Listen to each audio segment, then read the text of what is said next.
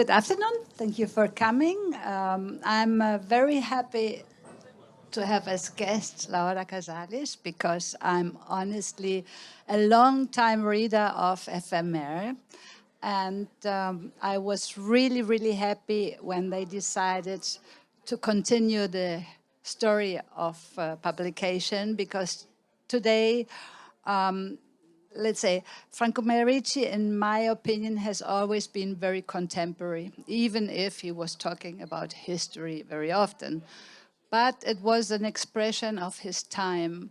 And I'm very happy that Laura is taking over, and I'm expecting a lot from you, to be honest.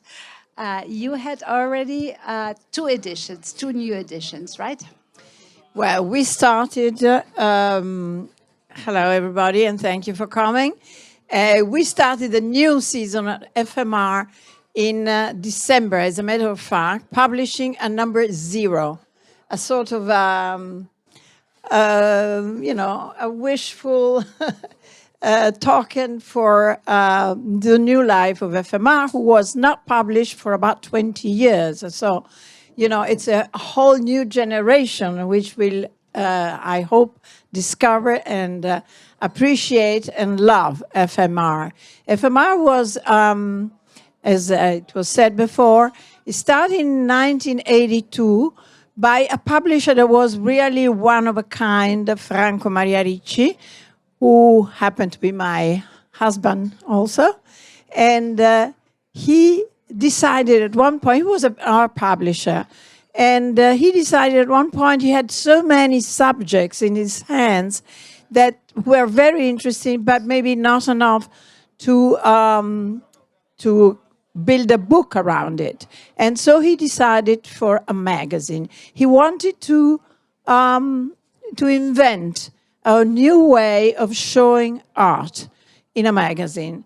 In other words, his magazine would only have very few articles, but all of them would be a surprise and would be described and visually and also with words, both from writers and from art historians, in a very sort of thorough way.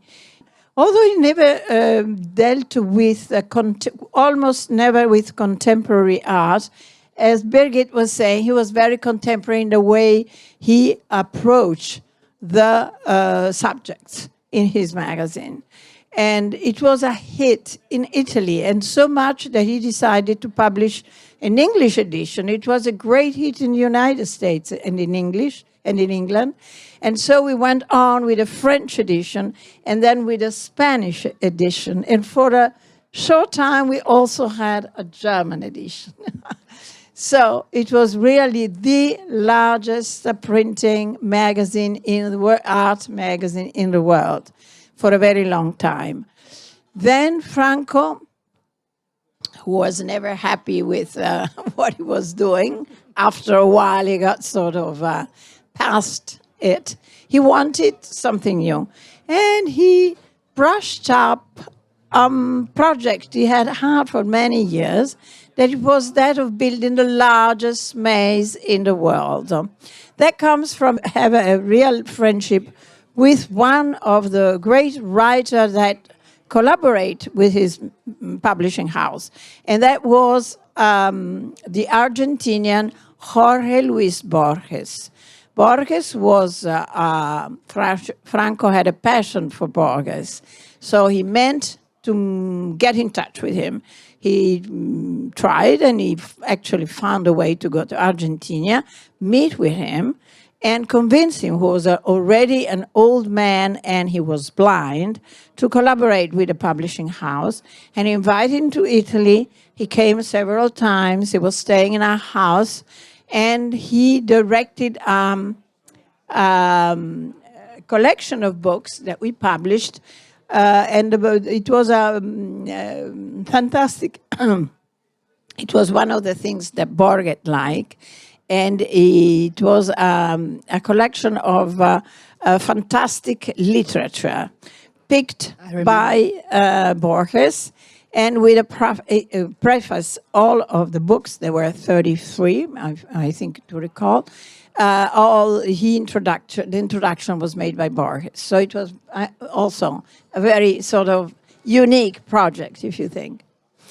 But with Borges, the theme, the topic of labyrinth would come up very, very often.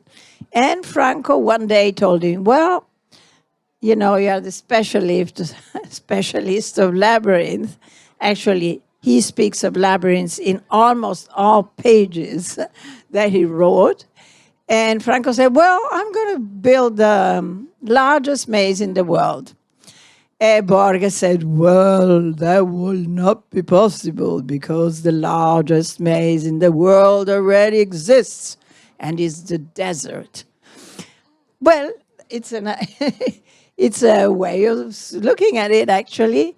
Well, Franco said, well, it'll be the second best, the second largest.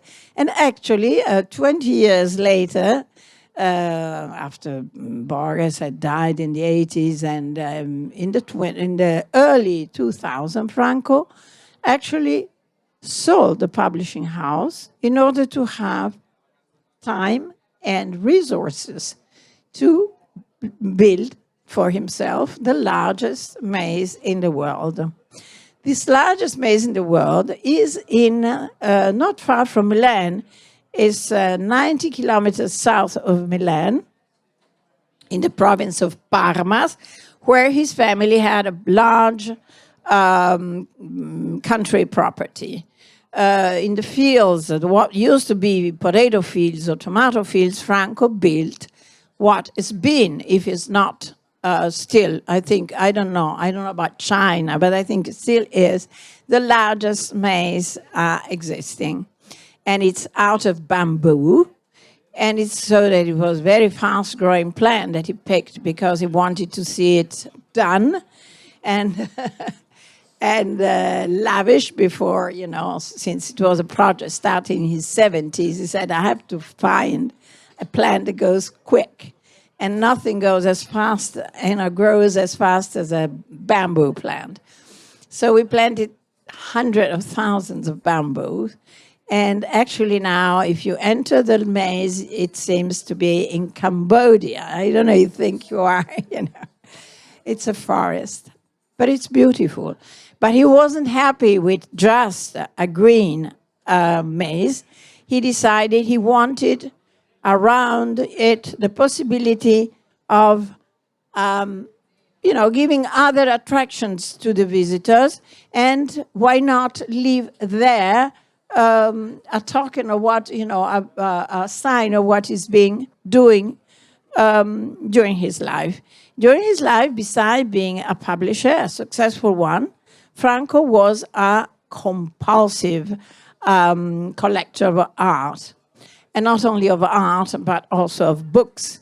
He has the largest collection of Bodoni books in private hands. And he has art collection, pieces that go from let's say, from Renaissance to the 20th century. And so in what we call the labyrinth dell'Amazone, and Amazone was the name of the place. Actually, we host his collection. There is the place for venues, for events and celebrations and meetings. And there is a nice art museums, a library, a restaurant, a bar. And so one can just go there and enjoy the whole day and lots of things to do and to watch. So it's a very enjoyable place. I recommend everybody to go. Actually, it's quite kind of well visited. There are lots of people coming. Where does the fascination for labyrinths come from? I mean, people have, I think, the misconception that you get lost in a labyrinth. Isn't it? You get lost? Absolutely. I was always telling everybody it's about contemplation and finding yourself. You can, exactly. You can approach your visit to the maze in very different way. Young kids, they just make a competition who gets out first. Older people, they go maybe alone or just a couple of them together, and they enjoy just a stroll in the shade with the challenge anyway to find your way out, because it's not too terribly difficult, but it's not that easy either. We have sometimes to rescue people, older people. They get tired or they haven't a clue how to get out. It's complicated sometimes for... So there is some assistance? Yes, definitely. We give them the possibility of calling a number, and we say, and tell us, because there are some points of repair that they can sort of indicate where they are, and we can go and ease them out. But the fascination in history, I mean, the maze is something many have worked on. Where does it start? Well, labyrinths start of course, we know from the Greek or ancient Greek, and they have had different meanings throughout the history, because we know, the classical maze was made for the Minotaur to be out of the sight of anybody, because it was a monster, and so they built this impossible, this garden impossible, where he stayed, it was impossible to reach. But then in Christian medieval times, you find labyrinth in the churches, on the floor of churches or on the entrance of churches, and that was more a metaphor of the life to conquer salvezza, and it was what we called one way. There were no possibilities there were no choice. In the maze that you find in the church, the Christian church, Christianity, let's say, the maze would be done by a lane, very complicated, but it always goes from outside to the inside, and then from the inside to. But you can't. It's complicated. It's long, but it's not complicated. You can't miss. You have to patient to walk that path to get to God, or to get to, or it was the trip to the voyage to Jerusalem. It was that kind of meaning. While in the 18th century, in the country, it becomes to appear in gardens. And it's a decoration of gardens, and it's also a place where one could hide, and God knows. From then on, actually, maze has always been part of a formal garden, let's say. And the novelty about our garden, about our maze, is about the size, but also the fact that we have picked, for the first time, I think, bamboo as the plant that makes it. But then what is fun about our maze, it's that not only have, a museum, the library, the restaurant, but there is also a publishing house, because there is where we work, making books and reviving the FMR. Here it is. This is number 1.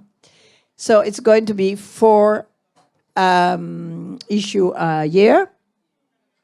It speaks about art, and we try to involve, like Franco did at the time, great writers, also not only art historians, because we want to talk about topics, art topics, but we want to know scientifically something about it, but we also want to have the pleasure of reading